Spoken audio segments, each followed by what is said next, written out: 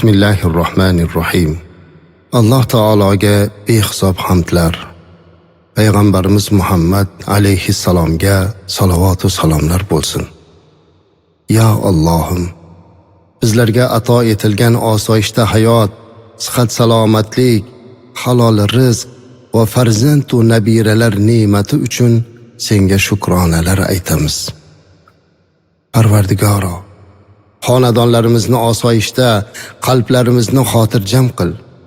Oilalarimizga ahillik, dasturxonlarimizga to'kinlik, hayotimizga fayz ato et. Ya Rabbim, farzandlarimizni din va diyonatli, ilmli, odobli qilib kamolga yetkaz. Ularni xalqqa foydasi tegadigan solih bandalaringdan qil. Ko'zimizni quvontiradigan, el orasida yuzimiz yorug' bo'ladigan baxt va saodatli avlodlardan aylagin. Yoshlarimiz yurtimizni butun dunyoga tanitadigan bo'lsin. Zurriyotlarimizdan yana buyuk allomalar, mutafakkirlar chiqishini nasib ayla. Ilohim, butun dunyoni tinch omon qil.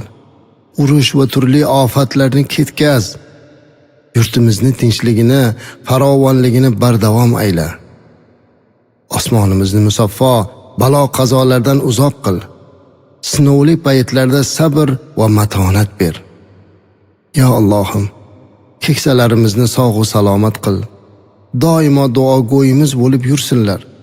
Bemorlarimizga shifo ber. Marhumlarimizni rahmatingga ol. Ya Rabbim, ilm va ish bilan musofirchilikda bo'lib turgan hamyurtlarimizni safarlarni bexatar qil. Ularni turli yomonliklardan saqla. Oilalari bag'riga eson-omon kelishlarida madadkor bo'l.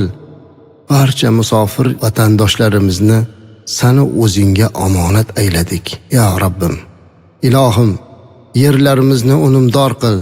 Dehqonchilik, bog'dorchiliklarimiz, hosillarimizga baraka, tadbirkorlarimizning ishlariga rivoj ber. Qilayotgan xayr va saxovatlarni qabul ayla. Muhtaram davlatimiz rahbari boshchiliklarida inson qadri uchun qilinayotgan islohotlarni barqaror qil. Prezidentimizga yanada kuch, g'ayrat va salomatlik ber. Yurti, vatani uchun qilayotgan har bir ishlarida o'zing madadkor bo'l. Ya Alloh, yurtimizni yomon nazarlardan saqla.